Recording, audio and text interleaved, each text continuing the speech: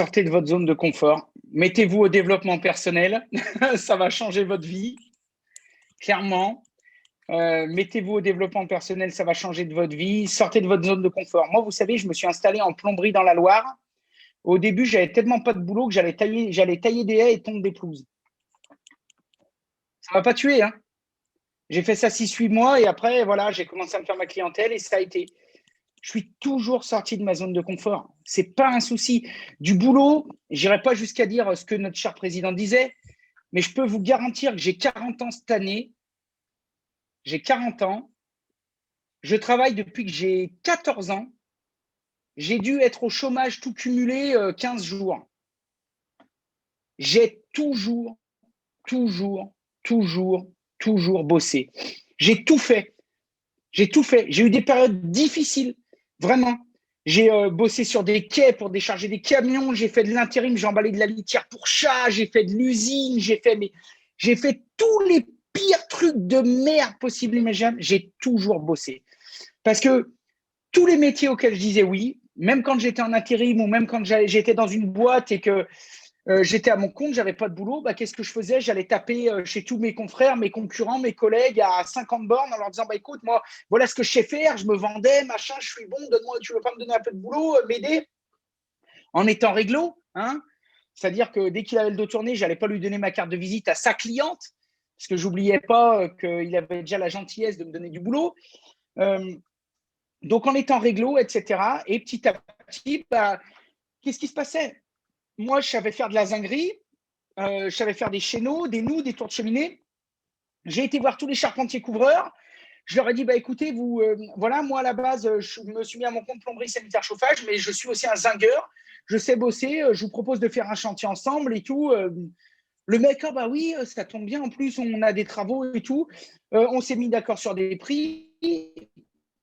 Et alors oui, je gagnais pas, c'était pas la Bérésina, mais j'y allais, je travaillais, je gravissais les échelons. Jusqu'au jour où ce mec, il me disait, putain, mais tu bosses super bien, tu es gentil avec les clients sont super contents, machin, mais si tu veux du boulot, je t'en donne toute ma vie et tout. Putain, on a trop besoin de toi, même si tu veux, arrête ta boîte, je t'embauche. Et là, c'est moi qui leur disais, non, parce que ça va même être le contraire. Je vais être obligé de bosser un petit peu moins pour toi parce que moi, mon affaire commence à prendre. Mais si tu veux, je peux peut-être te conseiller un autre jeune qui démarre, qui a l'air pas mal. Mais en fait, c'est toujours ça. En fait, il faut être putain de bon. Moi, je vous jure, j'ai fait des chantiers où j'ai pas gagné de thunes.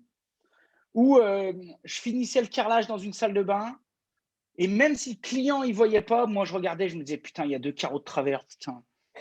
Putain, j'en dormais pas. Hein. Et le client, pour lui, c'était bien. J'arrivais le lendemain, première chose que je faisais, le client me disait, mais qu'est-ce que vous faites? Je lui disais, je recasse, je refais. Je savais que je perdais une demi-journée. Je le savais. Et je savais que je bouffais la grenouille. Mais le client, quand il voyait ça, mais derrière, j'avais 200 appels. Oh là, mais c'est vous qui avez bossé chez le père machin. Oula, il nous a dit que vous étiez maniaque. Hein. Vous laissez rien passer. On a été voir votre chantier. Dis donc, c'est joli. Hein. Oh écoutez, notre fils est en train de faire sa maison. C'est que comme ça. Parce que moi, je voulais rentrer le soir. Moi, j'ai jamais voulu. Il y a je me rappelle plus, quelqu'un qui fait du développement personnel et qui dit la plus grosse erreur d'un être humain dans son travail, c'est de se lever le matin pour travailler pour un salaire. Il disait c'est la plus grosse erreur. Il disait le salaire, c'est quelque chose qui tombe et qui arrive naturellement quand vous vous amusez dans votre boulot. Et en fait, c'est ça le truc. C'est que le pognon, même si vous passez, moi j'ai eu passé un mois de février, la première année que je me suis mis à mon compte, j'ai fait 67 € de chiffre d'affaires. 67 €. C'était, mais je me disais, mais je vais crever. Et c'est vraiment parce que je démarrais, et en fait, j'ai rien lâché. Et même en faisant ça, quand il fallait refaire un truc gratos, je le refaisais. Et je disais au client, le client me disait, il va être fini quand le chantier? Je lui disais, écoutez, madame, le prix s'oublie, le délai s'oublie, mais la qualité, elle reste. Donc, je lui dis, s'il faut passer 2 jours de plus, je vais rester 2 jours de plus chez vous. Mais croyez-moi, dans 5 ans, la salle de bain, elle sera encore nickel chrome, mais vous vous rappellerez plus du tout que j'ai passé 2 jours de plus.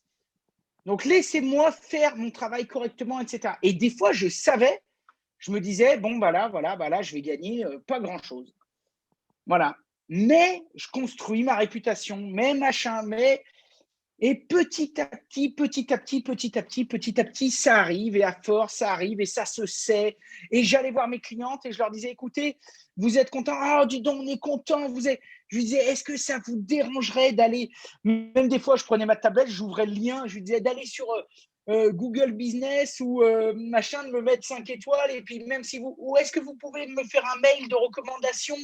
Oh, mais bien sûr, monsieur Jacquet, je recevais de ces lettres. Monsieur Jacquet est un artiste, il est point. Et après, mais je me disais, allez hop, j'y mettais sur toutes mes pages Facebook de partout. Les gens voient ça, ils se disent, putain. Et voilà. Et après, le prix, c'est plus un problème. Parce qu'après, les gens, ah, c'est un peu cher quand même.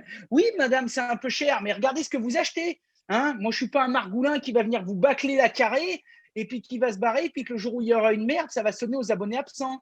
Moi, tous mes clients, 4 ans après, je peux les recroiser dans la rue, je ne me plante pas derrière un pot de fleurs. Hein. Je peux traverser, ça va alors chez vous? Oh là là, ça n'a pas bougé, c'est impeccable. Oh, dis donc, on est content. Hein, machin. Et voilà. Et en fait, mais c'est ça pour tout, à tout point de vue. À tout point de vue. Dans n'importe quel métier, c'est ça. C'est ça. Générosité, honnêteté, sérieux, sérieux, sérieux, sérieux, sérieux, qualité, assumer d'être un professionnel, se vanter de ça, ne pas baisser son froc, ça ne veut pas dire ne pas faire un petit effort, un petit geste de temps en temps.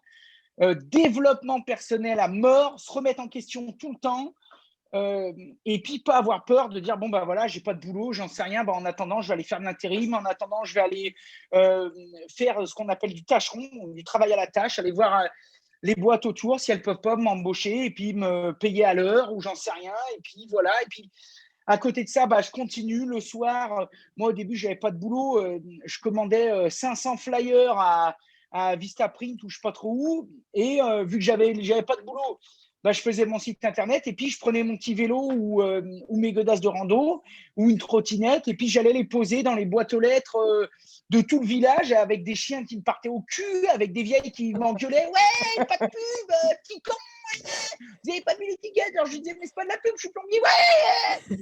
Et je faisais ça jusqu'à ce que j'ai un gars ou deux qui m'appelle, que j'aille dépanner. Ça commençait, des fois, c'était des petits trucs ingrats. Hein. Ah, monsieur Jacquet, on est désolé, on vous appelle, on a les toilettes bouchées. Bon, bah, j'y allais. Mais vu que j'y allais, que j'étais souriant, honnête, gentil, machin, bah, le coup d'après, c'était plus les toilettes, c'était un robinet. Puis le coup d'après, c'était une salle de bain à 20 000 balles. Et puis le coup d'après, c'était la baraque entière de son fils, la baraque de son cousin, le machin. Et puis vu que le mec, il était dans un club dans le village, bah, il connaissait tout le monde. Et puis après, ça se construit en fait. C'est vraiment ça. Mais c'est ça, c'est que ça. C'est une histoire de remise en cause. Le pire truc à faire, c'est de se victimiser. Le pire truc à faire, c'est de dire oui, mais j'ai pas de chance. Il y a toujours des solutions. Hein. Vous savez, nous, on avait des amis qui étaient barman. Il y a 15 ans, ils ont réduit le taux d'alcool quasiment. Et ben voilà, il y a eu 2 catégories de barman. Il y a eu les mecs qui ont dit on va tous crever, fait chier, culé de gouvernement, machin. Et puis il y a d'autres gars qui ont dit bon, bah, c'est pas grave, on va prendre notre disposition, on va se démerder pour tout. Allez, tiens, on va retransmettre les matchs de foot en direct, machin, allez hop. Voilà. Et puis 5 ans après, ils ont dit bon, bah voilà, maintenant on n'a plus le droit de fumer dans les lieux publics et toujours les mêmes. Ouais, ils vont nous faire crever, ils enculés. On peut même plus rien faire.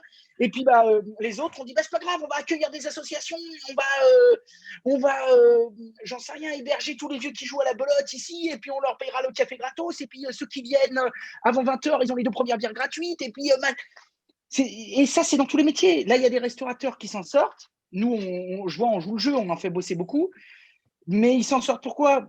Parce qu'ils galèrent à mort, faut pas croire, ils galèrent à mort, mais ils s'en sortent parce qu'ils sont remis en question. Bon allez, on va ouvrir, même si c'est pour faire 5 pizzas, on va ouvrir. Et puis bon, bah maintenant, confinement à 18h, bah voilà, il y en a qui ont dit ouais, enculé. Et puis il y en a qui ont dit bon, c'est pas grave, on va livrer.